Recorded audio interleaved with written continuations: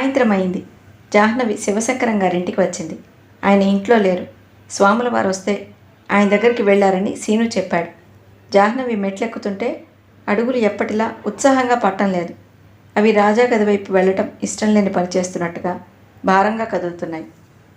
జాహ్నవి పై అంతస్తులోకి వచ్చి గదిలోకి అడుగుపెట్టింది. రాజా అక్కడ కూర్చుని పుస్తకం తిరగేస్తున్నాడు. అడుగుల చప్పుడు అవగానే తిరిగి చూశాడు. జాహ్నవిని చూడగానే అతను చటుక్కున లేచి నిలబడ్డాడు. హలో. అతను గపాలన 2 అడుగుల్లో జాహ్నవి దగ్గరకు వచ్చాడు. Good evening. నేను మీరు రారనే అనుకున్నాను అన్నాడు. అతను జాహ్నవిని చూడగానే ఉవ్వెత్తున సంతోష తరంగంలా ఉన్నాడు. అతని మనసులో కలిగిన సంతోషం అతని ముఖంలో స్పష్టంగా కనిపిస్తోంది. జాహ్నవి అతన్నే చూస్తోంది. ఇతను అమాయకుడైన రాజా కాదు, అసాధారణమైన తెలివితేటలు గల రవి. అతన్ని మొట్టమొదటిసారి చూసినట్టుగా పరీక్షగా చూస్తోంది. ఇతను కపట మనస్కుడు. ఏదో మోసంతో ఈ నాటకం ఆడుతున్నాడు. రేపు ఇతను జైల్లో కూర్చోవచ్చు. అందమైన నల్లటి క్రాఫ్ట్తో చెక్కిన శిల్పంలా ఉన్న ఈ తల రేపు ఉరికమ్మం దగ్గర పుట్టుక్కున ఛేదింపబడచ్చు. ఏమిటి అలా చూస్తున్నారు? నేనేమైనా కొత్తగా కనిపిస్తున్నానా? అతను తనని తాను చేయి పట్టి చూపించుకుంటూ అడిగాడు. అవునన్నట్లు తల ఊపింది. కనిపిస్తున్నానా? అతను ఆశ్చర్యపోయాడు. ఎలా కనిపిస్తున్నానంటారు? నవ్వుతూ అడిగాడు. ఒక మోసగాడిగా, కపట నాటకం ఆడే మనిషిగా. అతను క్షణంసేపు తెల్లబోయాడు. నేనా?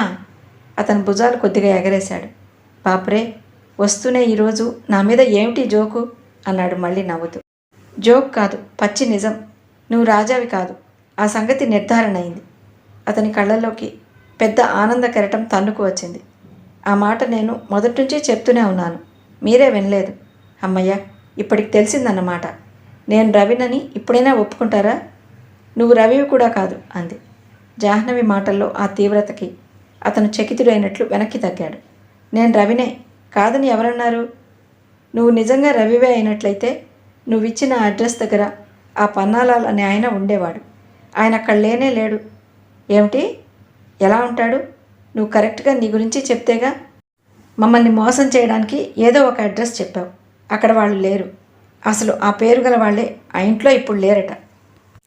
ఏమిటి? అతను హతాశుడైనట్టు చూశాడు. నాకు తెలిసిన ఒకరికి ఆ అడ్రస్ ఇచ్చి పంపాను.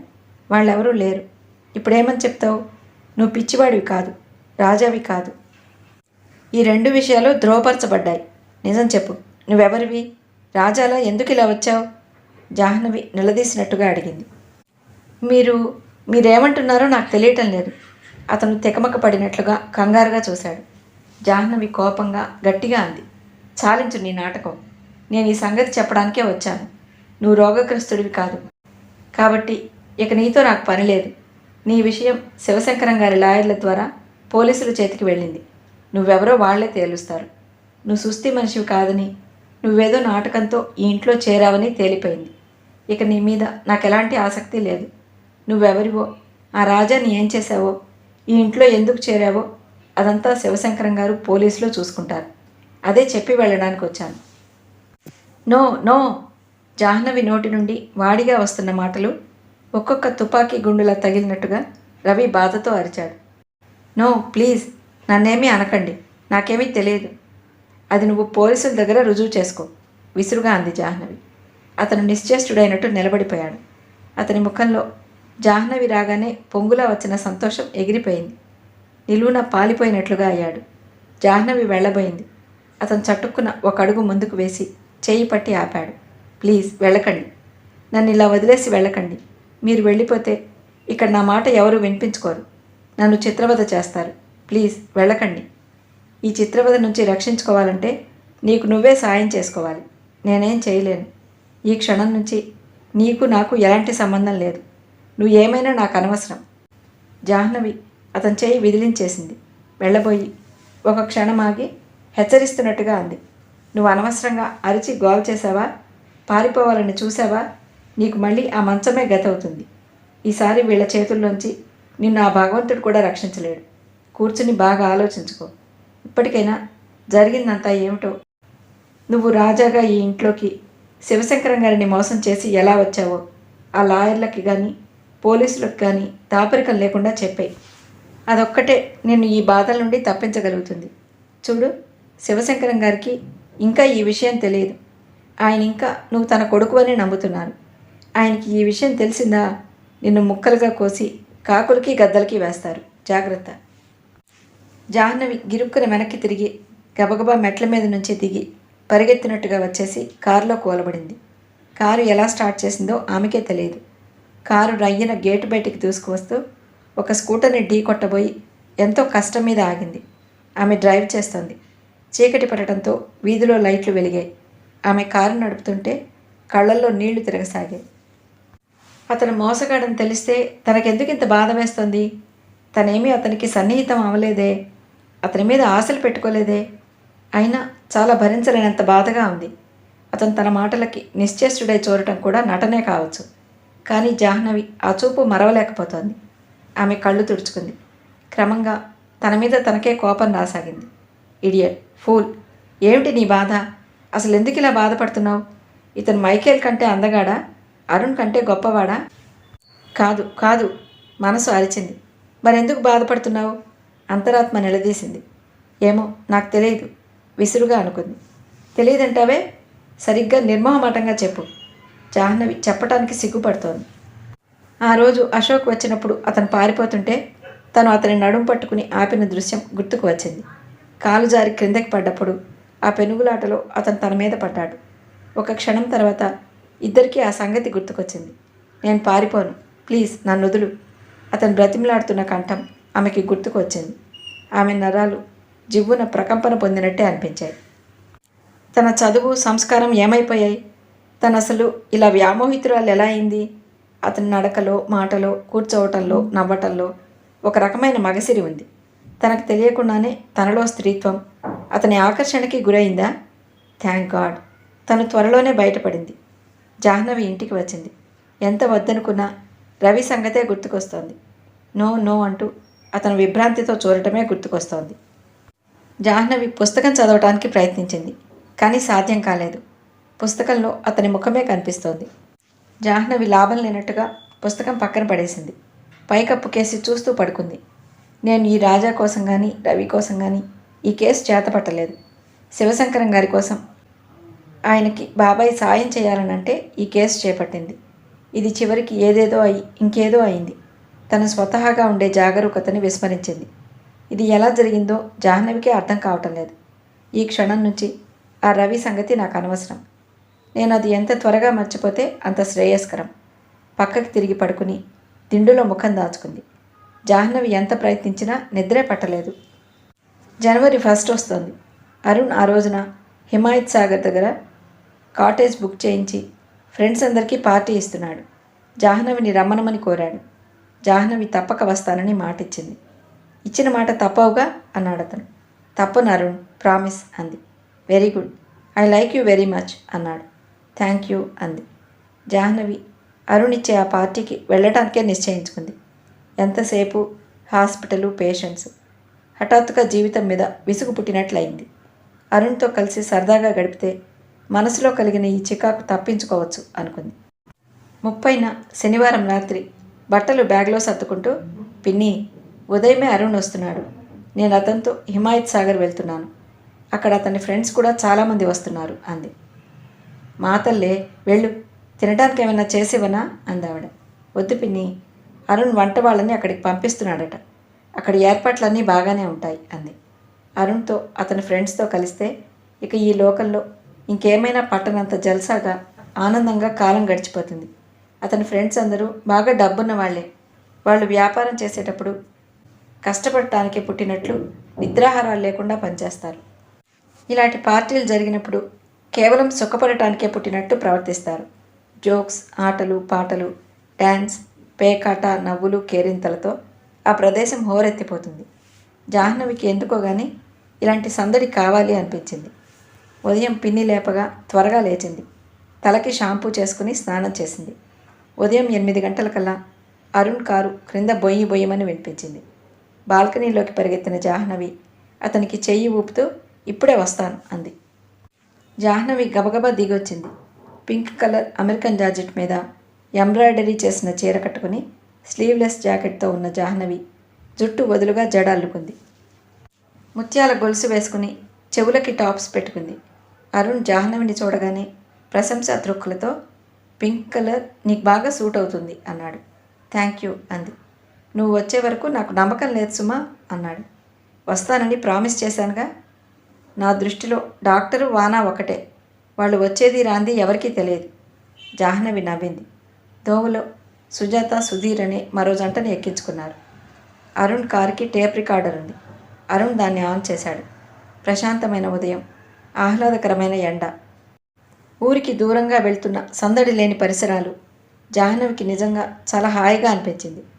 అరుణ్ నాకు తగిన వ్యక్తేమో, నేనే ఇతన్ని సరిగ్గా అర్థం చేసుకోలేకపోతున్నానేమో అనుకుంది. ఇతని ప్రపంచంలో నేను ఇమడటం నేర్చుకుంటే ఇంకే గొడవ ఉండదు అనుకోసాగింది. కిద్వాయ్ కాటేజ్లో వీళ్లతో కలిసి దాదాపు 25 మంది దాకా ఉన్నారు. అరుణ్ చాలా విషయాల్లో డబ్బుని క్లుప్తంగా చాలా జాగ్రత్తగా వాడతాడు.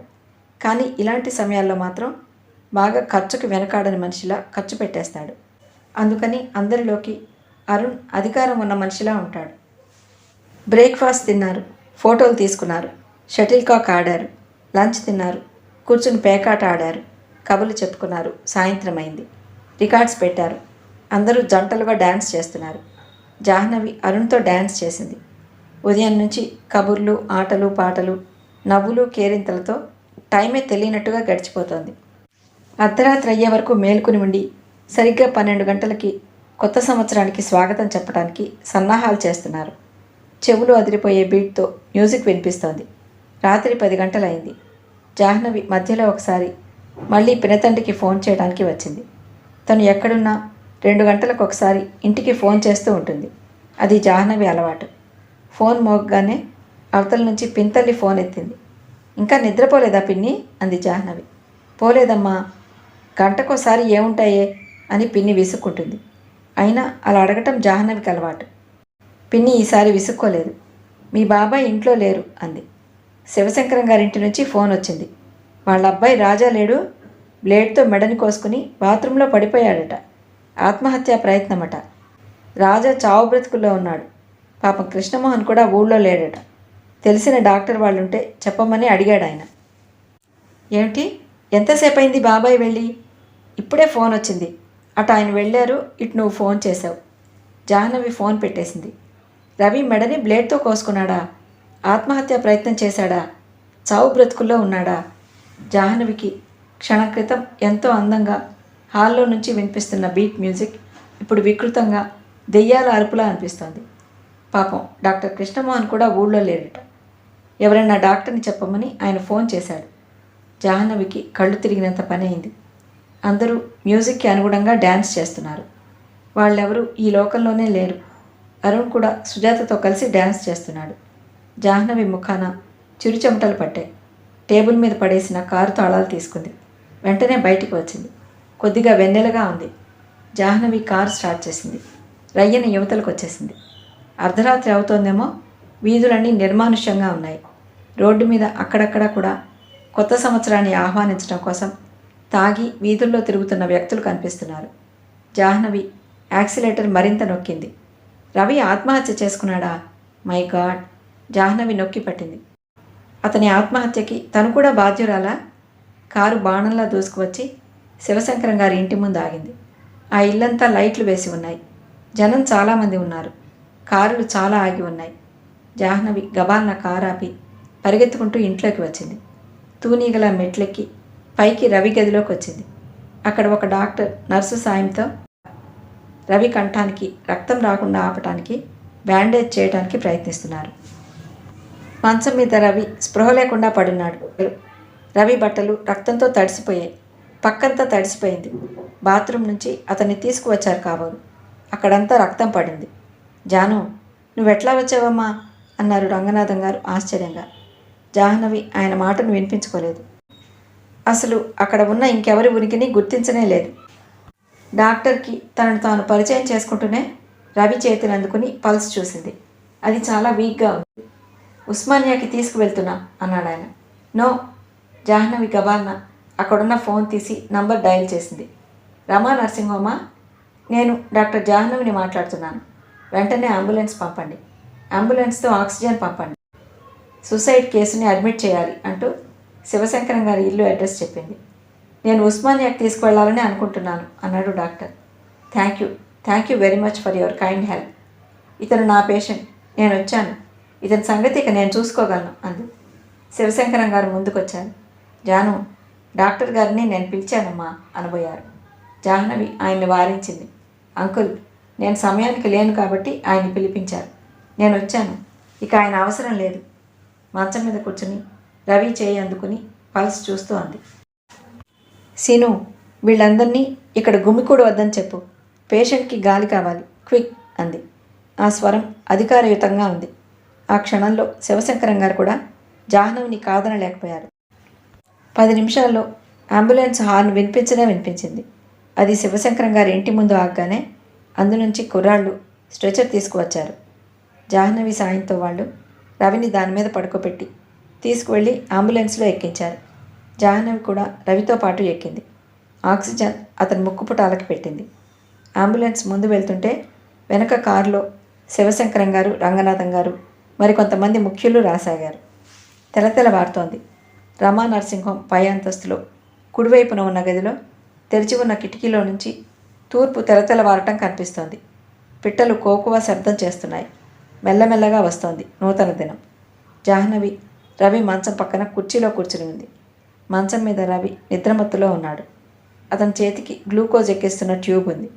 కంఠం చుట్టూ బ్యాండేజ్ ఉంది. 10 నిమిషాల క్రితమే శివశంకరం గారిని, రంగనాథం గారిని జాహ్నవి బలవంతంగా పంపించేసింది. రాజాకి సకాలంలో సరైన వైద్య సహాయం లభించిందని, అతనికి ప్రాణభయం లేదని, అతను ప్రాణగండం నుంచి బయటపడ్డాడని శివశంకరం గారికి నచ్చ చెప్పింది. ఆయన కృంగిపోయినట్టుగా ఉన్నారు. రంగనాథం గారు ఆయనకి ధైర్యం చెప్తూ అనునయిస్తూనే ఉన్నారు. నర్సింగ్ హోంలో చేరిన 3 గంటల వరకు రాజా బ్రతుకుతాడో లేదో డాక్టర్లు చెప్పలేకపోయారు. ఆ తర్వాత అతని స్థితి కాస్త ఆశాజనకంగా అనిపించింది. అతనికి చికిత్స చేసిన డాక్టర్ ఇక పర్వాలేదని, కోలుకుంటాడని చెప్పి వెళ్ళాడు. జాహ్నవి అతని పక్కనే ఉంది. మాటిమాటికి అతని హార్ట్ బీట్ పరీక్ష చేస్తూనే ఉంది. దాదాపు 5-6 గంటలు ఇట్టే క్షణాల్లో గడిచిపోయాయి. జాహ్నవికి అలసటగా అనిపించినా అతని పరిస్థితి మెరుగ్గా ఉండటంతో ఆ అలసట పోయినట్టే అనిపిస్తోంది. దాదాపు 7 గంటలు అవుతుండగా రవి కళ్ళు తెరిచాడు. అతని చూపులు ఇంకా స్థిరంగా నిలబట్టం లేదు. జాహ్నవి అతనిలో కదలిక గమనించగానే కుర్చీలో నుంచి లేచి మంచం మీద కూర్చుని కొద్దిగా మీదకి వంగి హలో అంది. అతని కళ్ళల్లోకి మెల్లగా గుర్తింపు వచ్చింది. జాహ్నవినే చూస్తున్నాడు అతను. జాహ్నవి కళ్ళల్లో హఠాత్తుగా నీళ్లు చిమ్మాయి. వాటిని బిగబట్టుకోవటానికి విశ్వప్రయత్నం చేస్తూ good morning, wish you a very very happy new year అంది. అతను జాహ్నవినే చూస్తున్నాడు. అతని ఎడమ చెయ్యి మెల్లగా కదిలి జాహ్నవి వైపు వచ్చింది. జాహ్నవి ఆ సంకేతం గమనించిన దానిలా చప్పున తన 2 చేతులతోనూ అతని చెయ్యి పట్టుకుంది. అతను జాహ్నవి ముఖం వైపే చూస్తున్నాడు. అతని నోటి వెంట మాట రాలేదు. కళ్ళతోనే మోగుగా చూస్తున్నాడు అతను. జాహ్నవిని అలా చూసి గుర్తుపట్టిన కొద్దీ అతని కళ్ళల్లో నీళ్లు తిరగసాగాయి. ఆ కళ్ళల్లో మూగ బాధ జాహ్నవికి బాగానే అర్థమైంది. I'm sorry. నేను నిన్ను వదిలి ఎప్పుడూ వెళ్ళను. నీతో నాకు సంబంధం లేదని ఎప్పుడూ అనను. నీకు బాగా తగ్గే వరకు నేను నీకు అండగా ఉంటాను. నేను నీ డాక్టర్ని, ఓకే అంది. అతని కళ్ళల్లో కృతజ్ఞత కనిపించింది. జాహ్నవి అతని కళ్ళల్లో నిండుతున్న నీళ్లు తుడిచింది. రెస్ట్ తీసుకో, నేను నీకు తోడున్నాను. నేను నిన్ను వదిలి ఎక్కడికి వెళ్ళను, సరేనా? నువ్వు బాగా రెస్ట్ తీసుకుని త్వరగా కోలుకో తగ్గు స్వరంతో అంది. అతని చెయ్యి జాహ్నవి చేతిని గట్టిగా పట్టుకుంది. మెల్లగా తీసుకుని గుండెల మీద ఆనించుకుంది. అతని చేతిలో జాహ్నవి చెయ్యి బిగిసినంత బలంగా ఇమిడిపోయింది. కొద్దిసేపటికి అతను నిద్రపోయాడు. ఈసారి అతని ఊపిరి క్రమబద్ధంగా ఉంది. జాహ్నవి అతన్నే చూస్తూ కూర్చుంది. అతను బాగా నిద్రపోయాడు. అది తెలుసుకున్న తర్వాత అతి మెల్లగా తన చేతిని విడిపించుకుంది. వచ్చి కుర్చీలో కూలబడింది. ఇతను బ్రతికాడు. ఇతని ప్రాణానికి ముప్పు లేదు. జాహ్నవి గుండెలు తేలికపడ్డాయి. అతనేమీ చెప్పలేదు. జాహ్నవికేమీ తెలియదు. అయినా సరే అతను ఈ ఆత్మహత్యకి ప్రయత్నించడానికి తనే కారణమని బలంగా అనిపించింది. Thank God. ఇతనికి ఏదైనా అయ్యుంటే జీవితమంతా తను నేరస్తురాలిగా బాధపడుతూనే ఉండేదేమో. ఒకానొక మహాపాపం నుంచి భగవంతుడు తనని రక్షించాడు. జాహ్నవి కుర్చీలో వెనక్కి వాలింది. కనుడెప్పలు మూతపడ్డాయి. నిద్ర వచ్చేస్తుంది. ప్రాణం కోసం పోరాడింది అతను కాదు, తను అనిపించసాగింది. 2 రోజుల అనంతరం హాస్పిటల్లో రవి మంచం మీద వెనక్కి ఎత్తుగా పెట్టిన దిళ్ళని ఆనుకుని కూర్చుని ఉన్నాడు. అతని కంఠం చుట్టూ హెవీ బ్యాండేజ్ లేకపోయినా అంతా ప్లాస్టర్లు ఉన్నాయి. అతని ముఖం నీరసంగా, అలసటగా, రక్తహీనతతో పారిపోయినట్టుగా ఉంది. అతని మంచం దగ్గరగా నిలబడిన జాహ్నవి గ్లాస్లో హార్లిక్స్ చెంచాతో బాగా కలిపి అతనికి తాగటానికి ఇచ్చింది. రవి గ్లాస్ అందుకోలేదు. ఇంకా తదేకంగా అలాగే రెప్ప వాల్చకుండా జాహ్నవినే చూస్తున్నాడు. తీసుకో, గ్లాస్ చూపిస్తూ అంది. నా మీద కోపం పోయినట్టేనా అడిగాడు. జాహ్నవి తల అడ్డంగా తిప్పింది. పోలేదు, ఇంకా ఎక్కువైంది. అతని ముఖం వెలవెలపోయింది. ఎందుకని అన్నాడు. నువ్వు ఆత్మహత్య ఎందుకు తలపెట్టాలి? పిరికివాళ్ళంటే నాకు అసహ్యం.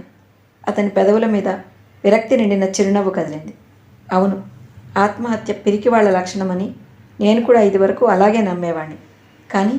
కానీ ఇప్పుడు అర్థమైంది. ఏమని? ఆత్మహత్య పిరికివాళ్ల లక్షణం కాదు. గత్యంతరం లేని వాళ్ళకి ఇదొక్కటే విముక్తి. నేను ఎలా ఇక్కడికి వచ్చానో నాకు తెలియదు.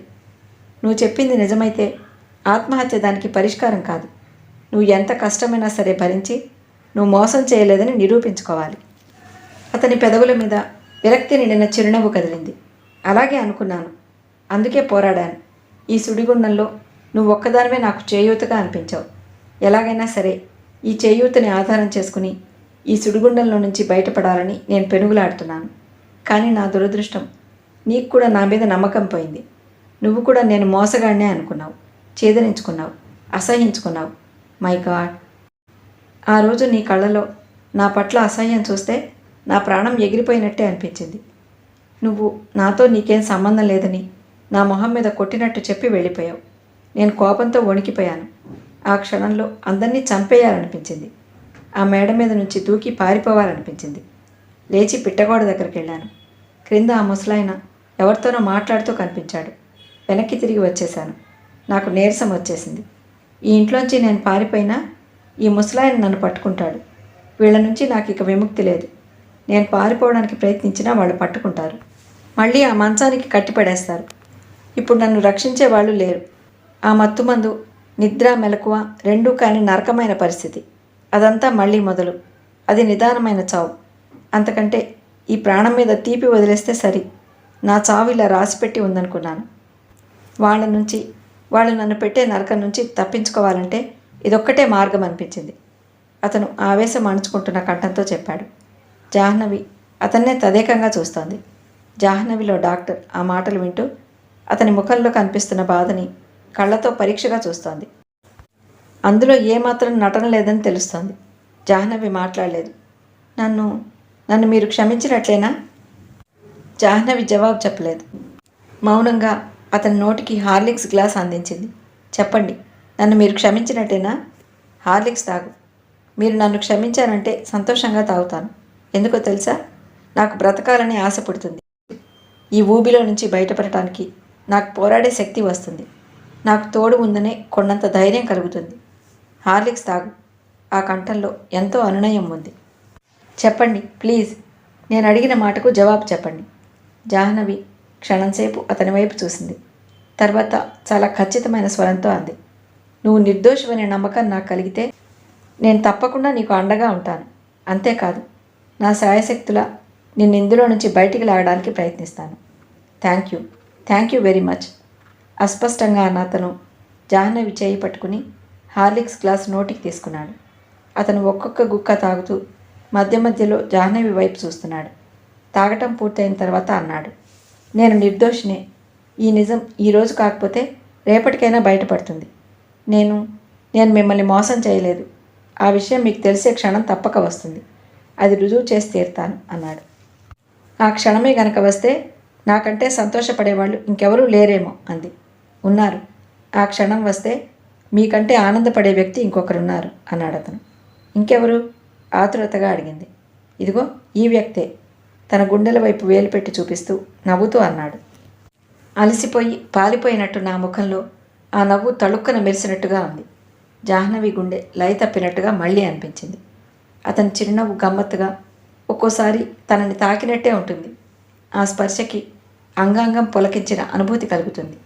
ఇక పడుకో, బాగా రెస్ట్ తీసుకో అంది. అతను అంగీకరించినట్టు చూశాడు.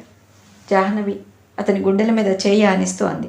చూడు, నేను నీకు సాయపడాలి అంటే నువ్వు నేను చెప్పినట్టు వినాలి. రవంత కూడా జవదాటకూడదు, తెలిసిందా? అతను తెలిసిందన్నట్టు తల ఊపాడు. జాహ్నవి చెప్పింది, శివశంకరం గారు వస్తే చిరాకు పడకు. రాబర్ట్ని చంపేస్తానన్నట్లు చూడకు. ఎవరైనా నిన్ను చూడటానికి వస్తే వాళ్ళ మొహం మీద కొట్టినట్టుగా నేను రాజాని కాదు రవిని అనకు. జస్ట్ మౌనం. ఏం మాట్లాడద్దు, ఏమీ ఆవేశపడద్దు. ఎవరేమన్నా నిన్ను కాదనన్నట్టు ఊరుకో, సరేనా? ఓకే. అతను బలవంతంగా అంగీకరిస్తున్నట్లు ఒప్పుకున్నాడు. మళ్ళీ సాయంత్రం వస్తాను. ఈ లోపల నువ్వు బాగా రెస్ట్ తీసుకో. నేను చెప్పినట్లు నువ్వు మందులు ఆహారం తీసుకుంటే త్వరగా కోలుకుంటావు. అతను తల ఊపాడు. మరి నేను వెళ్ళిరానా? సరే. చూడు, హాయిగా నిశ్చింతగా నిద్రపోవడానికి ప్రయత్నించు. వస్తాను. అతను ఆమె చెప్పే ప్రతి మాటకి అంగీకరిస్తున్నట్లు తల ఊపాడు. జాహ్నవి వెళ్ళిపోతుంటే అతను చేయి పట్టుకుని ఆపాడు. జాహ్నవి తిరిగి చూసింది. సాయంత్రం తప్పకుండా వస్తారుగా? చిన్నపిల్లాడిలా అడిగాడు. ఆ క్షణంలో అతని ముఖం చూస్తుంటే జాహ్నవి మనసు ఆర్ద్రమైంది. వెంటనే వంగి అతని నుదుటి మీద ముద్దు పెట్టుకుని వస్తాను అని చెప్పాలనిపించింది. కానీ అంతలోనే నిగ్రహించుకుంది. అతని చేతిలో నుంచి చేతిని విడిపించుకుంటూ వస్తాను అంది. జాహ్నవి కారులో హాస్పిటల్కి వస్తోంది. మనసు రవిని గురించి ఆలోచించసాగింది. మొదట అతను రాజా కాదని తెలియగానే నాటకం ఆడుతున్నాడేమోనని అనుమానం వేసింది. ఆ అనుమానంతోనే అతన్ని తృణీకరించి కటువుగా మాట్లాడి అతనితో సంబంధం తెంపుకుని వచ్చేసింది. అతను వెంటనే ఆత్మహత్య చేసుకున్నాడు. జాహ్నవి అది గుర్తురాగానే గట్టిగా ఊపిరి పీల్చి వదిలింది. రవి మృత్యుముఖంలోకి వెళ్ళి బ్రతికాడు. ఆత్మహత్యలో రకాలున్నాయి. కొన్ని ఎదుటివారిని బెదిరించడానికి చేసే ప్రయత్నాలు మాత్రమే ఉంటాయి. మరికొన్ని అవి నిజంగా ఆత్మహత్య శరణ్యం అనుకున్నవి. రవి అలాగే చేశాడు. ఇంకో 10 నిమిషాలు సీను కనుక తలుపులు తన్ని లోపలికి వెళ్లకుండా ఉంటే రవి నిజంగా చచ్చిపోయేవాడే. అతను మృత్యుముఖంలో నుంచి బయటపడతాడని ఎవరూ అనుకోలేదు. ఈ వార్త తెలియగానే పాంచజన్యం వచ్చాడు. లాయర్లు జాహ్నవికి చెప్పారు, ఎలాగైనా సరే ఆ రవిని బ్రతికించాలి. అతను బ్రతకపోతే అసలు రాజా ఏమైపోయింది మనకు తెలియదు.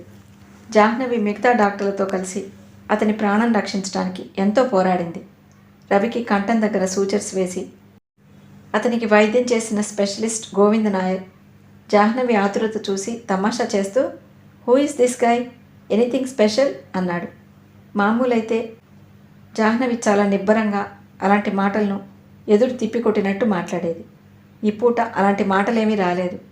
ముఖంలోకి సరుణ రక్తం పాకి వచ్చినట్టు అయింది. గోవింద నాయర్ టేబుల్ మీద స్పృహలేని రవిని జాహ్నవిని మార్చి మార్చి చూశాడు. అతను బ్రతకాలి డాక్టర్, అతను బ్రతకాలి అస్పష్టంగా అంది. తను ఈ మాటలు అనటం ఆత్మహత్యకి తెలపడిన రవి అతనికి ఆసక్తిని కలగజేసినట్టుంది. He will be okay. మీ ఇద్దరూ హ్యాపీగా ఉన్నప్పుడు నన్ను గుర్తు చేసుకోండి చిలిపిగా అన్నాడు గోవింద నాయర్. ఆయన మనస్తత్వమే అంత. ఎంత సీరియస్ కేసును చూస్తున్నా ఏదో ఒకటి జోక్ వేస్తూనే ఉంటాడు. రవికి స్పృహ వచ్చిన తర్వాత కానీ తన ప్రాణం కుదుటపడలేదు. ఆ రోజు పాంచజన్యం తను రవి విషయం బాగా తర్కించుకున్నారు. రవి ఆస్తి పట్ల ఆశతో ఏదైనా ప్లాన్ వేసి వచ్చినట్లయితే ఇలా ఆత్మహత్య చేసుకోవడని ఆయన వాదన. ఎవరో అతన్ని బాగా పరిశీలించి రాజాకి ప్రతిరూపంగా ఉన్నాడని తెలివిగా ఇందులో ఇరికించుండొచ్చు. నేను కూడా మొదట రవిని నమ్మలేదు. ఆ పిచ్చి అంతా నటనేనని అనుకున్నాను. కానీ ఈ ఆత్మహత్య ప్రయత్నం అతను చెప్పేది నిజమేనని రుజువు చేస్తోంది అన్నాడు. ఆయన జాహ్నవి గదిలో అటు ఇటు పచారులు చేస్తున్నాడు. లాయర్లు రవి బ్రతకటం అవసరమని భావిస్తున్నారు. పాంచజన్యం కూడా అదే అంటున్నాడు. ఈ కేసు తేలే వరకు నువ్వు రవిని వదలొద్దు అని పాంచజన్యం ఆదేశించాడు. ఇతను రాజా ప్రతిరూపంగా వస్తే అసలు రాజా ఏమైనట్లు? బ్రతికుండి ఎక్కడైనా దాచివేయబడ్డా లేక చంపివేయబడ్డా? అదే అంతు చిక్కటం లేదు. ఆ విధంగా ఆ లాయర్లు ముగ్గురు పాంచజన్యం కూడా జాహ్నవిని రవికి దగ్గరగా ఉండమని ఆదేశించారు.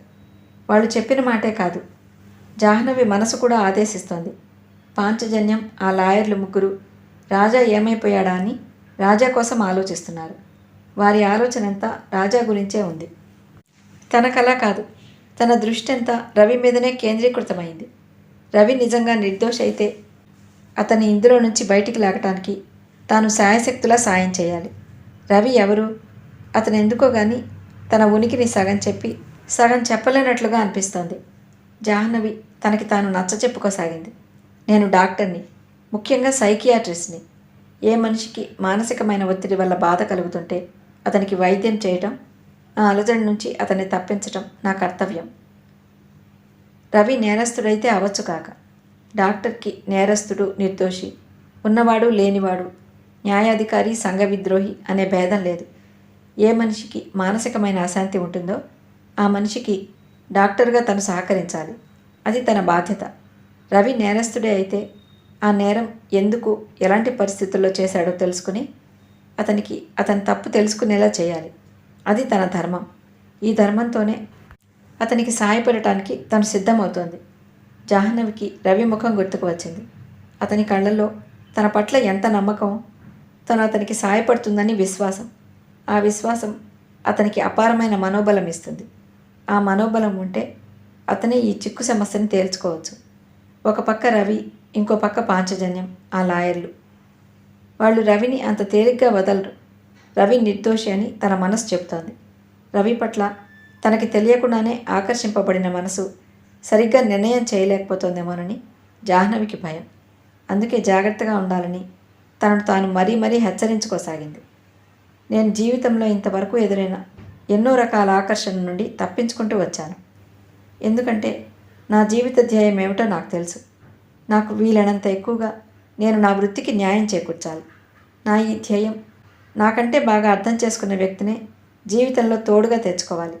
లేకపోతే అసలు పెళ్ళి అనేదే మానేయటం ఉత్తమం. పెళ్ళి అంటే సుఖం, నిశ్చింత, అలసటను తీర్చి ప్రశాంతతనిచ్చే నీడ. ప్రతి మనిషి వీటిని ఆశించి పెళ్లి చేసుకోవటం జరుగుతుంది. 100కి 99 మందికి పెళ్లిలో పూర్తిగా వీటికి వ్యతిరేకమైన భావాలు అనుభవం అవుతాయి. అప్పుడు ఇల్లు సేద తీర్చే స్వర్గం కాకుండా మనిషి మనసుకి ఒత్తిడి తెచ్చే నరకంగా మిగులుతుంది. అందుకే జాహ్నవికి పెళ్ళంటే భయం. ఎందుకు జరిగిందో, ఎలా జరిగిందో తెలియదు, కానీ తనలో అహర్నిశలో ఉండే ఈ జాగరూకత హఠాత్తుగా మర్చిపోయింది. అందుకే రవి అంటే ఈ ఆకర్షణ కలిగింది. రవి ఎలాంటివాడు అని తేలటంతో కానీ తన మనసు సరైన నిర్ణయం చేసుకోలేదు. ఎందుకో కానీ రవి అలా ఆత్మహత్యకి పాల్పడటంతోనే జాహ్నవికి సగం ధైర్యం వచ్చినట్టుంది. రవి మోసగాడైతే ఇలా చేయడు అని పాంచజన్యం అన్న మాటని మనసు పదే పదే గుర్తు చేయసాగింది. రంగనాథం గారు, వరలక్ష్మమ్మ గారు తిరుపతి వెళ్ళారు. ఏడాదికి ఒకసారి ఏడుకొండలవాడి దగ్గరకు వెళ్ళి ఆ కొండ మీద ఒక వారం గడిపి రావటం వాళ్ళకు అలవాటు. జాహ్నవిని తమతో రమ్మనమని వాళ్ళు అడిగారు. జాహ్నవి వీలు కాదు అంది. ఈ మధ్యనే కోటీశ్వరుడైన సర్వమంగళం గారి భార్యని జాహ్నవి ట్రీట్ చేస్తోంది. వాళ్ళకి డబ్బుంది, పేరుంది, ఇంట్లో ఇబ్బందులేమీ లేవు. అయినా ఆవిడికి శాంతి లేదు. సర్వమంగళం గారు జాహ్నవికి ఆవిడని అప్పచెప్పి ఆవిడ అసలు బాధ ఏమిటో తెలుసుకోమన్నారు. హాస్పిటల్లో కేసులతోనే ఊపిరాటం లేదు. బయట ప్రాక్టీస్ నానాటికి ఊపిరాడనంతగా పెరుగుతోంది. హాస్పిటల్లో ఉద్యోగం వదిలివేయటం జాహ్నవికి ఇష్టం లేదు. అక్కడుంటే కొంతమందికైనా పేద ప్రజలకి సేవ చేయవచ్చునని ఆశ. నీకిప్పుడు ఇదే గొడవ? నువ్వు అసలు ఆడపిల్లవనే సంగతి కూడా మర్చిపోయినట్లుగా యంత్రంలా తయారవుతున్నావు అంది వరమ్మగారు. పోనీ ఎల్లుండి బయలుదేరమ్మా, 4 రోజులుండి కలిసి తిరిగి వచ్చేద్దాం అన్నారు రంగనాథం గారు. సరే బాబాయ్ అంది జాహ్నవి. ఆ రోజు సాయంత్రం వెంకటాద్రి ఎక్స్ప్రెస్కి ఇద్దరూ బయలుదేరి వెళ్ళిపోయారు. వరమ్మగారు వెళ్ళేటప్పుడు ముత్యమ్మకి జాహ్నవిని గురించిన జాగ్రత్తలు మరీ మరీ చెప్పి వెళ్ళింది. అది ఏ వేళకు వస్తుందో తెలియదు. అన్నం వేడిగా వండిపెట్టు. అది ఇంటికి రాగానే కుక్కర్ స్టవ్ మీద పడేస్తే అదే ఉడుకుతుంది. చల్లారిన అన్నం పెట్టి దాన్ని మార్చి చంపకు, దానికి అసలే మొహమాటం అంటూ ఏకరువు పెట్టింది. జాహ్నవికి ఆవిడ మాటలు వింటుంటే నవ్వొచ్చింది. యూకేలో ఉండగా ఒక్కోసారి రోజంతా ఏమీ తినకుండా గడిపేది. కానీ ఎవరికీ పట్టేది కాదు. అందుకే ఎవరికైనా నా అనే మనుషులు కావాలి అనిపించింది. జాహ్నవి వాళ్ళని స్టేషన్ దగ్గర దింపి తను క్లినిక్కి వెళ్ళింది. అక్కడ పేషెంట్లను చూస్తుండగా ఫోన్ వచ్చింది. శివశంకరం గారు చేశారు. జాహ్నవి వెళ్ళి, హలో అంకుల్, ఏమిటి అంది. జాను, రాజా ఇంట్లోంచి పారిపోయాడమ్మా. ఆయన కంఠస్వరం చాలా కంగారుగా ఉంది. ఆ మాట వినగానే నిటారుగా అయింది. ఎప్పుడు అంకుల్? మధ్యాహ్నం. అన్ని చోట్ల వెతికాం, ఎక్కడా లేడు. పోలీస్ రిపోర్ట్ ఇచ్చాను. ఒకవేళ నీ దగ్గరికి ఏమైనా వచ్చాడేమోనని. ఇక్కడికి రాలేదు. మీ ఇంటికి ఏమైనా వెళ్ళాడేమోనని రాబర్ట్ని పంపించాను. అక్కడ కూడా లేడట. నేను ఇప్పుడే వస్తున్నాను అంకుల్, మీరు కంగారు పడకండి. రాజా ఎక్కడికి పారిపోడు, నాకు బాగా నమ్మకం ఉంది. ఏమోనమ్మా, మళ్ళీ వాడిని కళ్ళారా చూసే వరకు నాకు ప్రాణం నిలిచేట్టు లేదు. అంకుల్ ప్లీజ్ భయపడద్దు, నేను ఇప్పుడే వస్తున్నాను. జాహ్నవి ఫోన్ పెట్టేసింది. వచ్చిన రోగులకి అర్జెంట్ కేసు చూడటానికి వెళ్ళానని నర్సుని చెప్పమని గబగబా బయటకు వచ్చింది. జాహ్నవి కారులో కూర్చొని స్టార్ట్ చేస్తుంటే చేతులు వణికాయి. రవి పారిపోయాడా? ఇదేమిటి? నిన్న సాయంత్రం కూడా నాతో బాగా మాట్లాడాడే, ఇదెలా సాధ్యం? జాహ్నవి నమ్మలేకపోతుంది. 10 నిమిషాల్లో శివశంకరం గారింటికి వచ్చింది. అక్కడ అప్పుడే బంధువులు స్నేహితులు చాలామంది పోగయ్యారు. శివశంకరం గారు సోఫాలో వెనక్కి తల ఆనించి కళ్ళు మూసుకుని ప్రాణం లేని వాడిలా కూర్చుని ఉన్నారు. డాక్టర్ కృష్ణమోహన్ ఆయనకి ఇంజెక్షన్ ఇస్తున్నాడు.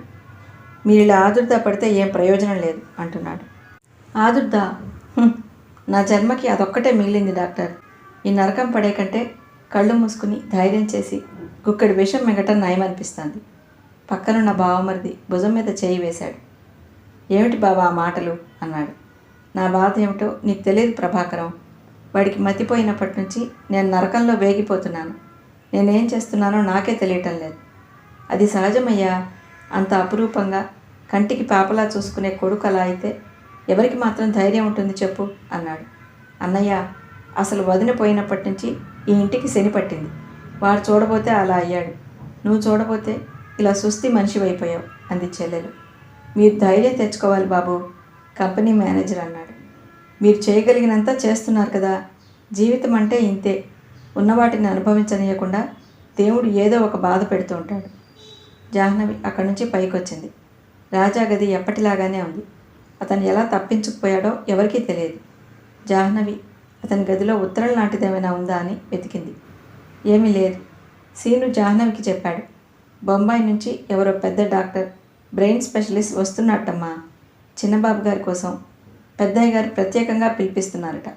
అయ్యగారేమో కృష్ణమోహన్ గారితో కలిసి ఎయిర్పోర్ట్కి ఆయన్ని తీసుకురావడానికి వెళ్ళారు. నేను ఇంట్లోనే ఉన్నాను. వాకిట్లో మాలి ఉన్నాడు. రాబర్ట్ రాత్రి ఏదో మందు పార్టీ జరిగిందట. వరండాలో పడుకుని నిద్రకు ఒరిగాడు. చిన్నబాబు ఎలా పారిపోయాడో తెలియదు. కుక్కలు వాకిట్లోనే ఉన్నాయి. గేట్ చప్పుడు కాలేదు. అయ్యగారు ఎయిర్పోర్ట్ నుంచి డాక్టర్ గారిని తీసుకుని వచ్చేసరికి మంచం ఖాళీగా ఉంది. రాజాబాబు లేడు. ఇల్లంతా వెతికాం. అయ్యగారు నన్ను రాబర్ట్ని చంపినంత పని చేశారు. జాహ్నవి అతను చెప్పింది శ్రద్ధగా వింది. బొంబాయి నుంచి న్యూరాలజిస్ట్ని పిలిపిస్తున్నానని శివశంకరం గారు తనతో మాట మాత్రం కూడా చెప్పనే లేదు. రవి బహుశా ఇది విని ఉంటాడు, పారిపోయి ఉంటాడు. నౌకర్లు ఊరి మీద పడ్డారు. వెంటనే పోలీసులకి ఫోన్ చేసి రాజా కనిపించడం లేదని రిపోర్ట్ ఇచ్చేశారు. పోలీసులు రాజాని ఎక్కడున్నా పట్టుకుని తీసుకొస్తారు. ఇది అందరి నమ్మకం. కానీ మధ్యాహ్నం అయింది, సాయంత్రం అయింది, రాత్రి అయింది. జాహ్నవి ఇంటికి తనకేమైనా ఫోన్ వచ్చిందా అని 4-5 సార్లు అడిగింది. ముత్యమ్మ రాలేదని. రాజు దొరకనే లేదు. శివశంకరం గారు జాహ్నవిని చూస్తూ అన్నారు. చూడమ్మా, వాడికి పిచ్చి తగ్గిపోయింది అన్నావు. నీ మాట మీదనే వాడిని స్వేచ్ఛగా వదిలేశాను. ఇప్పుడు చూడు పారిపోయాడు. నీ మాట నమ్మబట్టి మాకు ఇలాంటి ఆపద వచ్చింది అన్నాడు. ఆయన కంఠంలో నిష్ఠూరం జాహ్నవి మనసుని కత్తిలా పొడిచింది. అయినా సరే జాహ్నవి కాదని బిగబట్టుకుంది. ఆయన బాధలో ఉన్నాడు. అలా అనటంలో తప్పు లేదు. Sorry uncle, I'm very sorry, క్షమాపణ చెప్పేసింది. రాత్రి 11 గంటలైంది. రాజా ఆచూకీ తెలియలేదని ఇప్పుడే ఎస్ఐ మళ్ళీ ఫోన్ చేసి చెప్పాడు. గాలిస్తున్నారట. జాహ్నవి శివశంకరం గారికి చెప్పి బయలుదేరింది. ఇంటికి వస్తుంటే చెప్పలేనంత నీరసంగా అనిపించసాగింది. రవి ఎందుకు ఇలా మోసం చేశాడు? అతను అమాయకంగా నిర్దోషిలా ప్రవర్తించడమంతా నటనేనా? అతను తన మనసులో ఏర్పడిన భావం గమనించాడా? అది ఆసరాగా తీసుకుని తన మనసుకి గేలం వేసి తనని నమ్మించలేదు కదా. తనేం చేసింది? నువ్వు రవివి కాదు అని తెలిసిపోయింది అని అతనికి చెప్పేసింది. అయ్యో, ఎంత చిన్నపిల్లలా ప్రవర్తించింది. దొంగకి రహస్యం చెప్పినట్లయింది. ఇక్కడే ఉంటే ఇక తన అసలు రంగు బయటపడుతుందని పారిపోయాడు కాబోలు. లేకపోతే కనీసం తనకి ఉత్తరమైనా రాసేవాడు, ఫోన్ అయినా చేసేవాడు. ఇలా అయిపోయిందేమిటి తనలో ఇంత బలహీనత అసలు ఎలా వచ్చింది? జాహ్నవికి మనసు బెదిరిపోయినట్టుగా ఉంది. తన జ్ఞానం, తన తెలివితేటలు ఇంతవరకు ఎప్పుడూ తనని ఇలా మోసగించలేదు. మనుషుల్ని చదివే నేర్పు తనకి అపారంగా ఉందని అందరూ అంటారు. అది అతిశయోక్తి కాదు. చాలాసార్లు తను అనుకున్నది అక్షరాల నిజమైన సంఘటనలు ఎన్నో ఉన్నాయి. ఇలా ఒక వ్యక్తి విషయంలో అంచనా వేసి అది తారుమారు కావటం ఇదే ప్రథమం. జాహ్నవికి ఈ ఓటమిని ఎదుర్కోవటం శక్తికి మించిన పనిలా ఉంది. మధ్యాహ్నం స్టేషన్కి వెళ్ళి పిన్ని బాబాయిని పంపి క్లినిక్కి వెళ్ళినప్పటి నుంచి ఇప్పటి వరకు ఒక్క క్షణం కూడా విశ్రాంతి లేదు. ఉదయం హాస్పిటల్కి వెళ్ళే తొందరలో ఏమీ తినలేదు. జాహ్నవికి చాలా అలసిపోయినట్లుగా ఉంది. ఆ అలసట కంటే ఈ ఓటమి ఇంకా కృంగదీస్తోంది. అలసట, ఆశాభంగం, ఆకలి వీటితో భారంగా అయిన జాహ్నవి సగం ప్రాణం లేని మనిషిలా ఇంటికొచ్చింది. లిఫ్ట్లో ఎక్కి పైకొస్తుంటే ఒక్క నిమిషం నిలబడే ఓపిక కూడా లేనట్టుగా ఉంది. కాలింగ్ బెల్ నొక్కగానే ముత్యమ్మ వచ్చి తలుపు తీసింది. జాహ్నవిని ఏమైపోయారోనని చచ్చిపోయానంటే నమ్మండి. నాకు తలనొప్పి పగిలిపోతుంటే నిద్ర మాత్రం వేసుకున్నాను. నిలకడ లేకుండా ఉన్నాను. కాస్త ఏమీ అనుకోకండమ్మా, అన్నం పెట్టుకుని తినండి అంటూ వరుసగా చదివింది. తలుపు తీసుకువచ్చిన జాహ్నవి లోపల డ్రాయింగ్ రూమ్లో లైట్ వేసింది. కాంతి గదంతా నిండగానే బట్టలు మార్చుకోవటానికి తన బెడ్రూమ్ వైపు వెళ్తున్న జాహ్నవి ఒక్కసారిగా చకితురాలైంది. అక్కడ సోఫాలో రవి కూర్చుని ఉన్నాడు. అతను దెబ్బతిన్న కుక్కపిల్లలా ముడుచుకుపోయినట్లుగా దీనంగా భయంగా ఉన్నాడు. అతను చూస్తుంటే ఎంతో సేపటి నుంచి వేచి చూస్తూ అలసిపోయిన వాళ్ళ తెలిసిపోతోంది. రవిని చూడగానే జాహ్నవికి ఒక్కసారి సంతోషం నిలువెత్తు కెరటంలా వచ్చి ముంచేసింది. ఆ సంతోషంలో గొప్ప రిలీఫ్ ఉంది. తన అంచనా తప్పలేదు. తన జ్ఞానం, తన చదువు తనని మోసం చేయలేదు. రవి చప్పున పరిగెత్తుకుంటూ వచ్చి అతన్ని గట్టిగా పట్టుకుంది. ఆమె నోటి నుండి రవి అని వచ్చిన పిలుపు అతని మీద అమృత వర్షం కురిపించినట్టుగా అయింది. అతను జాహ్నవికి హత్తుకుపోయాడు. ఇద్దరి నోటి నుంచి మాటలు రావటం లేదు. అతనికి ఆమె ఎడారిలో పరిగెత్తి అలసిపోయిన వ్యక్తికి ఒయాసిస్లా ఉంది. ఉన్న ఆప్తులందరూ మరణించగా శ్మశానంలో తీరని దుఃఖంతో కూర్చుండిపోయిన మనిషిని తీసుకువెళ్ళటానికి వచ్చిన ఆత్మీయురాల్లా ఉంది. సుడిగుండంలో చిక్కుకుని గిరగిరా తిరుగుతూ మునిగిపోతున్న వ్యక్తికి దొరికిన బలమైన ఆధారంలా ఉంది. అతను ఆమెను గట్టిగా పట్టుకున్నాడు. ఆమె మెడ మీద ముఖంతో ఆమె స్పర్శ నిజమేనన్నంత ఆర్తిగా దాన్ని నమ్మటానికి ప్రయత్నిస్తున్నట్టుగా రాసుకోసాగాడు. జాహ్నవి పెదవి బేగపట్టింది. చెప్పలేనంత సంతోషంలో జాహ్నవి వేగంగా కొట్టుకుపోతున్న దానిలా ఉంది. ఇద్దరూ అతి సన్నిహితంగా అయిన సందర్భంలో ఎలా జరిగిందో తెలియదు. అతన్ని దగ్గరికి తీసుకున్నది జాహ్నవే. కానీ ఆ ఉత్తుంగ భావతరంగంలో, ఆ నిలువెత్తు ఆనంద కెరటంలో ఇద్దరూ కొట్టుకుపోతున్న సమయంలో అతను ఆమెను పొదవి పట్టుకున్నాడు. హఠాత్తుగా ఆమెను గుండెలకు అదుముకున్నాడు. మెడ మీద, నుదిటి మీద, పెదవుల మీద గాఢంగా ముద్దు పెట్టుకున్నాడు. జాహ్నవి శరీరం అతని చేతుల్లో శృతి చేసిన వీణ తన ప్రియమైన వైణికుని చేతిలో తన్మయత్వం పొందినట్లుగా పరవశత్వం చెందసాగింది.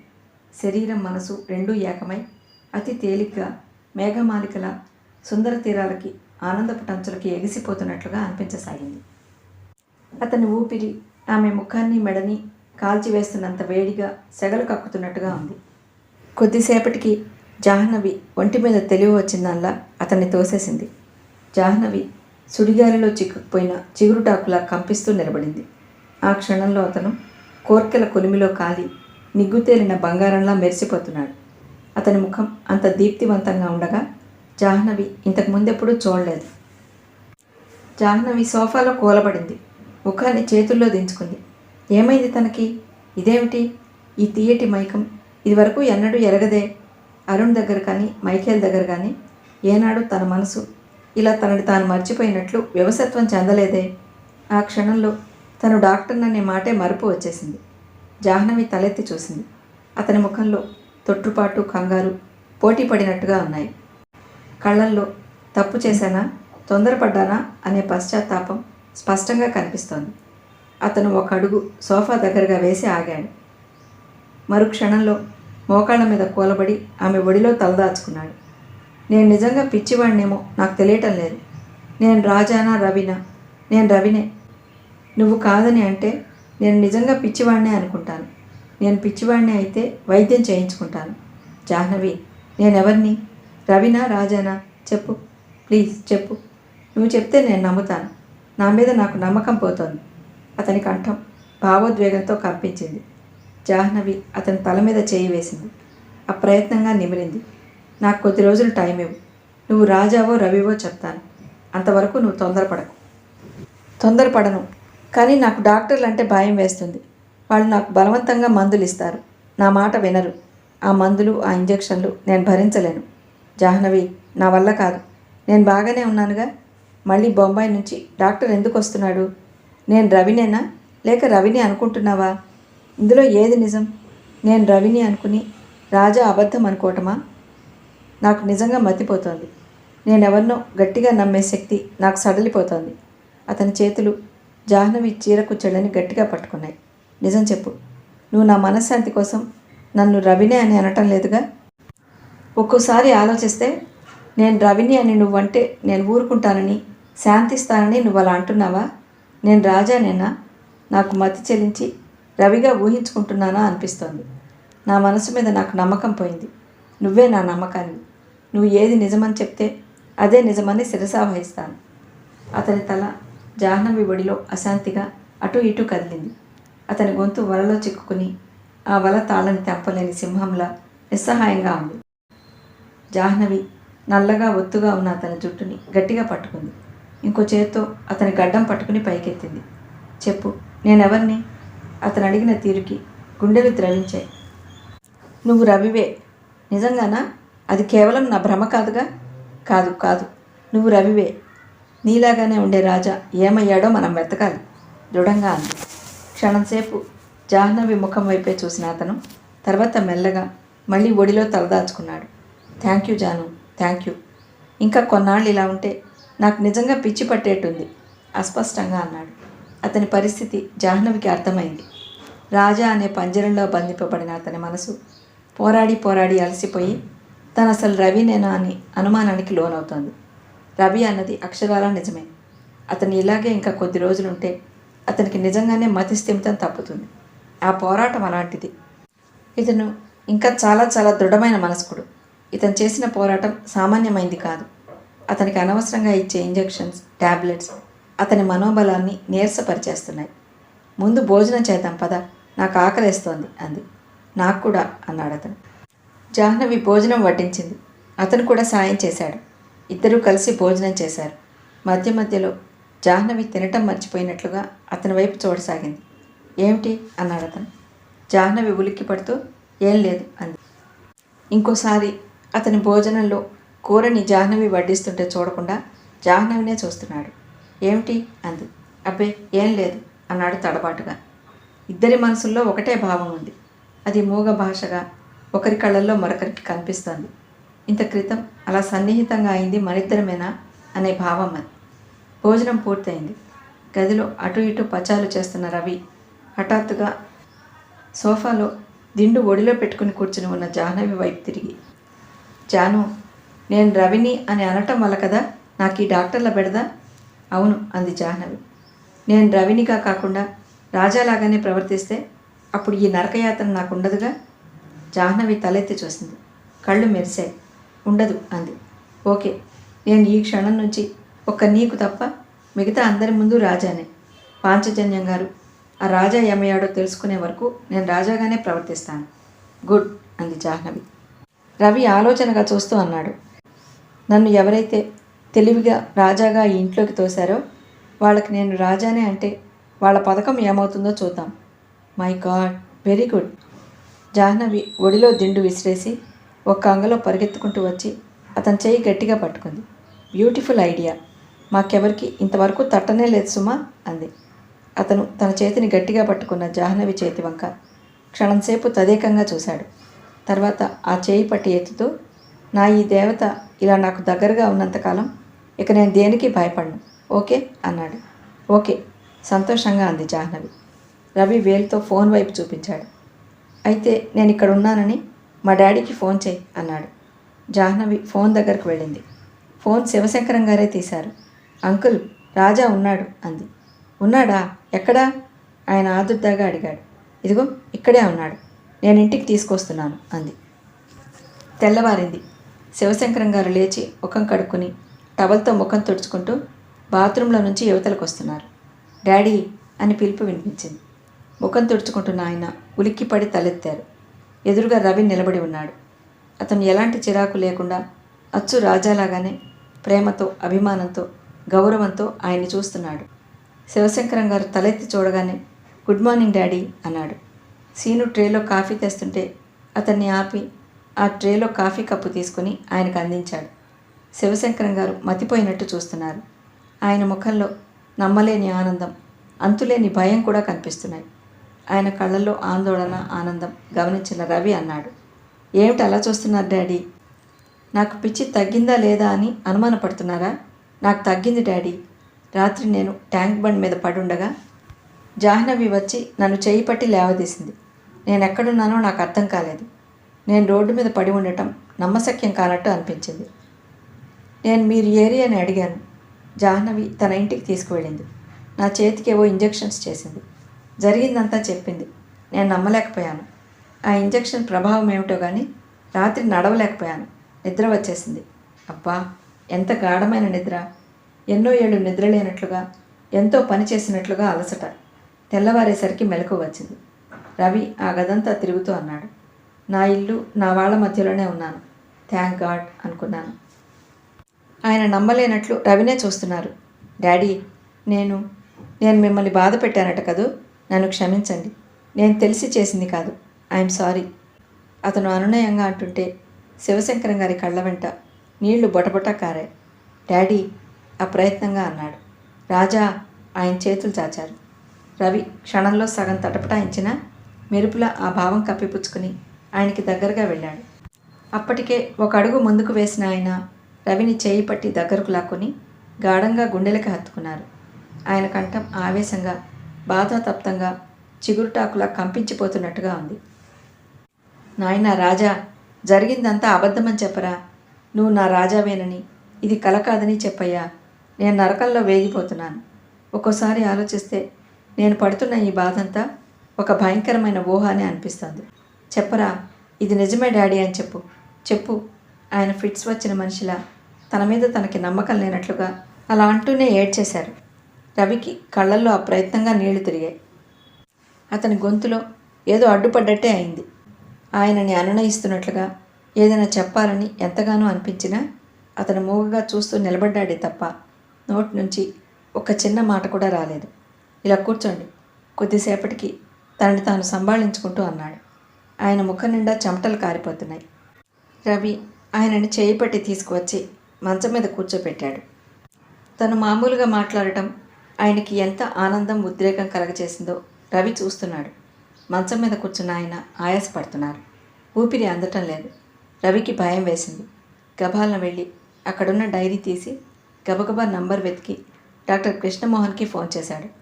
అవతల నుంచి ఆయన ఫోన్ తీయగానే, గుడ్ మార్నింగ్ డాక్టర్, నేను రాజాని మాట్లాడుతున్నాను.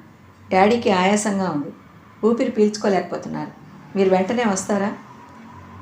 ఏమిటి, రాజానేనా మాట్లాడుతోంది? అవతల నుంచి ఆయన స్వరం దిగ్భ్రాంతి చెందినట్టుగా తెలుస్తూనే ఉంది.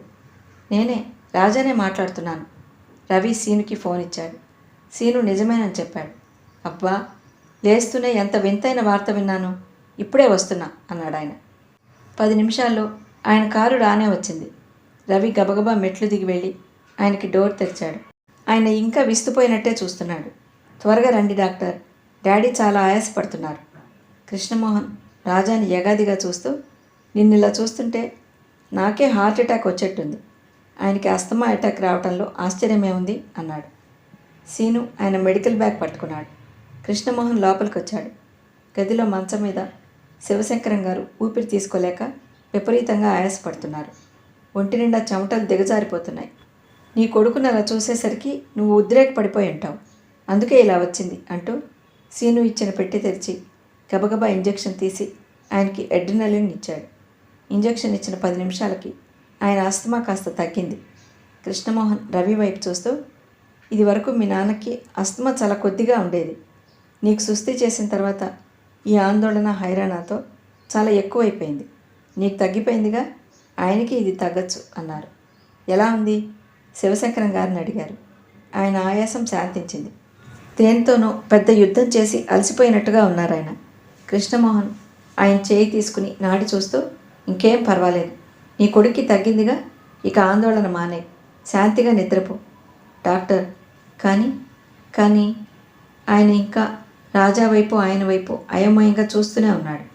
రాజాకి మతి ఎంత సడన్గా పోయిందో అంత సడన్గానే వచ్చింది. ఇది వైద్య చరిత్రలో అతి విచిత్రమే అయినా తెల్లవారు లేచిన తర్వాత ఇలాంటివి వింటూనే ఉన్నాం. ఈ కాలమే అలా ఉందనుకో. అసలు మనం మన చుట్టూ ఏం జరిగినా ఆశ్చర్యపడకుండా ఉండటం నేర్చుకోవాలి. నీలవేణి నీకు తెలుసుగా, వాసుదేవరావు గారి అమ్మాయి. ఆ అమ్మాయి రాత్రి బాగానే ఉంది.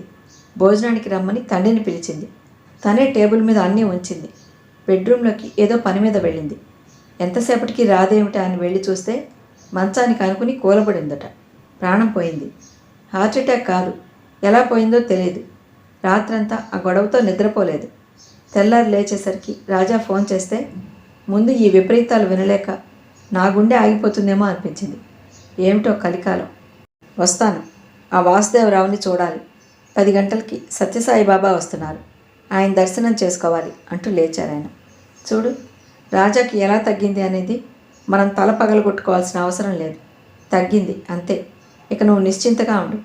రాజా, ఈ మందులు డాడీకి ఈ వేళ ప్రకారం వేయి చెబుతూ ఇచ్చారాయన. రాజా తల ఊపాడు. కృష్ణమోహన్ వెళ్ళిపోయాడు.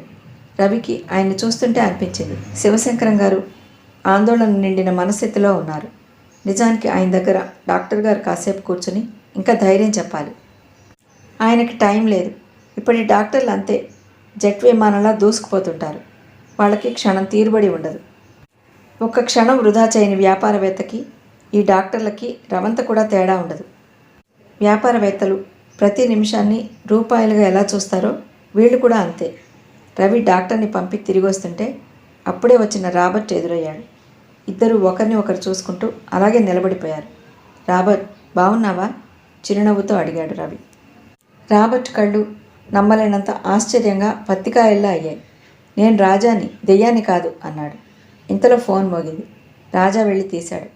జాహ్నవి చేసింది. గుడ్ మార్నింగ్ మై ఏంజల్ అన్నాడు. ఎలా ఉన్నావు అంది జాహ్నవి. ఫైన్. అక్కడ సీను ఉండటంతో శంకరం గారు, కృష్ణమోహన్, రాబర్ట్ దాదాపు మూర్చిపోయినట్లయిన వివరాలు చెప్పలేకపోయాడు. జాహ్నవి తనకి హాస్పిటల్లో షాక్స్ ఇవ్వాల్సిన కేసులున్నాయని, వచ్చేసరికి ఆలస్యం అవుతుందని చెప్పింది. ఓకే, తమరి దర్శనం కోసం ఈ భక్తుడు వేచి చూస్తున్నాడని మర్చిపోవద్దు అంటూ అతను ఫోన్ పెట్టేశాడు. 3 రోజుల తర్వాత సాయంత్రం జాహ్నవి క్లినిక్లో పేషెంట్స్ అందరినీ చూడటం ముగిసింది. ఇంటికి వెళ్ళటానికి బయలుదేరుతోంది. ఇంతలో నర్సు వచ్చి మీకోసం ఎవరో వచ్చారు అంది. జాహ్నవికి విసుగు అనిపించింది. పాత పేషెంట్స్ కొంతమంది డాక్టర్ని చూసి వెళ్తామంటూ వస్తుంటారు. మామూలుగా అయితే జాహ్నవి వారిని బాగానే పలకరించి కాసేపు కబులు చెప్పి పంపిస్తుంది. ఈరోజు చాలా నీరసంగా ఉంది. ఉదయం కారు స్టార్ట్ కాలేదు. మెకానిక్ని పిలిపించి అప్పచెప్పింది. తీసుకెళ్ళి బాగు చేసి రేపు కానీ ఇవ్వటం కాదని అన్నాడు. కారులో అయితే ఎంత దూరం తిరిగినా అలసట తెలియదు. ఈ ఆటోల కోసం, ట్యాక్సీల కోసం వేచి చూడాలంటే విసుగు పుడుతుంది. కావలసినంత టైం వేస్ట్ అవుతుంది. అందులోనూ ఈరోజు ఆటోల స్ట్రైక్ అట. ట్యాక్సీ దొరకటమే గగనమైంది. నేను బిజీగా ఉన్నానని చెప్పు అంది. నర్సు వెళ్ళి తిరిగి వచ్చింది. ఒక్క మాట చెప్పి వెళ్ళిపోతారటమ్మా అంది. పేరేమిటో కనుక్కో. వచ్చిన వ్యక్తిని బట్టి వాళ్ళ స్వభావం తెలుస్తుంది కాబట్టి వాళ్ళతో మాట్లాడాలా అవసరం లేదా నిర్ణయం చేసుకోవచ్చు. నర్సు వెళ్ళి మళ్ళీ తిరిగి వచ్చింది. మీతోనే చెప్తారట పేరు. జాహ్నవికి ఒళ్ళు మండింది. విసురుగా విజిటర్స్ రూమ్లోకి వచ్చింది. అక్కడ రవి కూర్చుని ఉన్నాడు. అతని చేతిలో కారు తాళాలు ఊగుతున్నాయి. అతను జాహ్నవిని చూడగానే లేస్తూ గుడ్ ఈవినింగ్ మై ఏంజల్ అన్నాడు. నువ్వా? చకితురాలైనట్టు చూసింది. అతను సంజాయిషి ఇస్తున్నట్లు చెప్పసాగాడు. ఇందాక నేను ఇంటికి ఫోన్ చేస్తే ముత్యమ్మ కారు కూడా లేదు, ఎప్పుడొస్తారో ఏమో అంది. అచ్చు ముత్యమ్మ గొంతుని అనుకరిస్తూ అన్నాడు. జాహ్నవి పక్కున నవ్వింది. క్లినిక్కి ఫోన్ చేశాను. నర్స్ డాక్టర్ అమ్మగారు వెళ్ళిపోతున్నారు, ఇప్పుడు ఇంకెవరిని చూడరు అని పెట్టేసింది. కారు లేదు కదా, లిఫ్ట్ ఇవ్వచ్చు కదా అని వచ్చాను రవి అన్నాడు.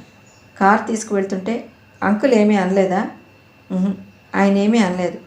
రాబర్ట్ నా వెంట బయలుదేరుతుంటే నేనే కసిరాను. ఆయన రాబర్ట్ని వెళ్ళొద్దని ఆదేశించారు. ఈ 3 రోజుల నుంచి ఎవరు నన్నేమీ అనటం లేదు. కానీ నాకు పిచ్చి అని అందరూ అనుకున్నప్పుడే బాగుంది. ఎందుకని? అప్పుడు కనీసం రోజుకి ఒక్కసారైనా మిమ్మల్ని తప్పక చూడటం జరిగేది. ఇప్పుడు 2 రోజులైంది. ఈ దేవత దర్శనమే కాలేదు. ఫోన్ చేస్తుంటే ఆయన ఏమన్నారో తెలుసా? ఏమన్నారు? రాజా, నీకు తగ్గింది కదా, ఇక జానుని శ్రమ పెట్టకు అన్నారు. నువ్వేమన్నావు? పైకేమీ అనలేదు, కానీ లోపల ఆమెని రోజుకి ఒక్కసారైనా చూడకపోతే నేనెవరినో మర్చిపోతానేమో అని నా భయం అనుకున్నాను. జాహ్నవి నవ్వు దాచుకోవడానికి ప్రయత్నిస్తూ గంభీరంగా అంది. జాహ్నవి కనిపించింది. నాకేమైంది? ఎందుకిలా ఇతన్ని చూస్తే నరనరంలోనూ సంతోషం పొంగుకొస్తుంది. జాహ్నవి లోపలికి వెళ్ళి నర్సుకి చెప్పేసి బ్యాగ్ తెచ్చుకుని వచ్చింది. జాహ్నవి కారులో కూర్చోగానే రవి కారు డోర్ వేసి తిరిగి వచ్చి స్టీరింగ్ దగ్గర కూర్చున్నాడు. అతని చేతిలో కారు పిట్టలా దూసుకు వెళ్తోంది. అతను డ్రైవ్ చేస్తుంటే పక్కన అలా కూర్చోవటం ఎంతో హాయిగా ఉంది. ఈ వీధుల్లో డ్రైవ్ చేయటం అంటే కారు నడపటం శ్రమే తప్ప ఆనందం ఏమాత్రం ఉండదు. Thank God. ఇతను రాకపోయినట్లయితే ట్యాక్సీ కోసం వేచి చూస్తూ రోడ్డు మీద నిలబడాల్సి వచ్చేది. లేకపోతే 2 ఫర్లాంగులు నడిచి బస్ స్టాప్ దగ్గర వెయిట్ చేయాల్సి వచ్చేది. జాహ్నవి వెనక్కి తల ఆనించి బయట వచ్చేపోయే కార్ల రద్దీ గమనించసాగింది. అలసటగా ఉందా? డ్రైవ్ చేస్తూ అడిగాడు అతను. చాలా. వేడివేడి కాఫీ తాగితే అలసట పోతుందేమో. I love it. అతను కారుని డైలీవిన్ రెస్టారెంట్ వైపు పోనిచ్చాడు. కారు బయట ఆవరణలో చెట్ల క్రింద ఆపి బేరర్ని పిలిచి దోశ కాఫీ ఆర్డర్ ఇచ్చాడు. బేరర్ పుణ్యమాని అట్టే ఆలస్యం చేయకుండానే తెచ్చాడు. జాహ్నవికి అది తింటుంటే ఎంతో రుచిగా అనిపించింది. అప్పుడు కానీ తనకి ఎంత ఆకలిగా ఉందో తెలియలేదు. రవి జేబులో చెయ్యి పెట్టి చూసుకుని తెల్లబోయినట్టు చూస్తూ మై గాడ్ అన్నాడు. డబ్బులు లేవా? తల తిప్పాడు. జాహ్నవి పక్కున నవ్వింది. బ్యాగ్ తెరిచి తనిచ్చింది. బేరర్కి ఇచ్చిన టిప్పుతో కలిపి 5 రూపాయలైంది. రవి కారు స్టార్ట్ చేస్తూ నేను మీకు 5 రూపాయలు బాకీ అన్నాడు. నిజంగా? వడ్డీ ఎంతటా? మీరెంత అంటే అంతే. నేను కార్ డ్రైవ్ చేయటం మీతో మాట్లాడటంతో మామూలు మనిషి అయిపోయినట్టే ఉంది. శాపగ్రస్తుడని మర్చిపోయాను. చల్లటి గాలి వీస్తోంది. కారు ట్యాంక్ బండ్ వైపు మళ్ళింది. చీకటి పడింది. లైట్లు వెలిగాయి. దూరంగా ట్యాంక్ బండ్ నీళ్లలో బిర్లా మందిరం నీడ ఎంతో అందంగా కనిపిస్తోంది. రంగురంగుల లైట్ల నీడలు ఆ నీళ్లలో ప్రతిఫలిస్తున్నాయి. ఇక్కడ కాసేపు కూర్చుందామా అన్నాడు అతను కారు పార్కింగ్ చూపిస్తూ. అంది. చల్లటి గాలి వీస్తోంది. ఎంతో హాయిగా ఉంది. అతను కారు ట్యాంక్ బండికి ముఖం చేసి ఆపాడు. ఇద్దరూ చూస్తూ కూర్చున్నారు. విశేషాలు ఏమైనా ఉన్నాయా అంది. ఉన్నాయి. అతను తల ఊపాడు. ఉన్నాయా? ఆశ్చర్యంగా అడిగింది. అవును. రాత్రి ఒక గమ్మత్తు జరిగింది. ఏమిటది? నేను పడుకున్నాను. మామూలుగా తలుపుల దగ్గరికి వేసి పడుకున్నాను. ఒక రాత్రి వేళ ఎవరో నా గదిలోకి వచ్చారు. నేను గబాలన మంచం మీద లేచి కూర్చున్నాను. ఎవరు అన్నాను. ఆ వ్యక్తి పలకలేదు. నేను చేయి చాచి లైట్ వేశాను. కానీ లైట్ వెలగలేదు. ఎవరో గదిలో ఉన్నట్లు అలికిడి మాత్రం వినిపిస్తోంది. అంతా చీకటి. నాకు చాలా భయం వేసింది. దిండు కుడి పక్కకి విసిరాను. ఆ వ్యక్తి అటు వెళ్ళిన ధ్వని అయింది. నేను చప్పున ఎడమ ప్రక్కకి మంచం మీద నుంచి ఉరికి దిగాను. ఆ ఉరకటంలో టేబుల్ లైట్ పడి పెద్దగా చప్పుడైంది. ఆ వ్యక్తి అటు వచ్చాడు. చివరికి ఎలాగైతేనే నా మీద పడ్డాడు. నా కంట నులిమివేయసాగాడు. నా మెడ మీద గీరాడు. నేను పెనుగులాడాను. నేను అరిచాను. ఎవరూ రాలేదు. ఇద్దరం ప్రాణాలకి తెగించి పోరాడాం. ఎవరో ఒకళ్ళు చచ్చిపోయేవాళ్ళమే.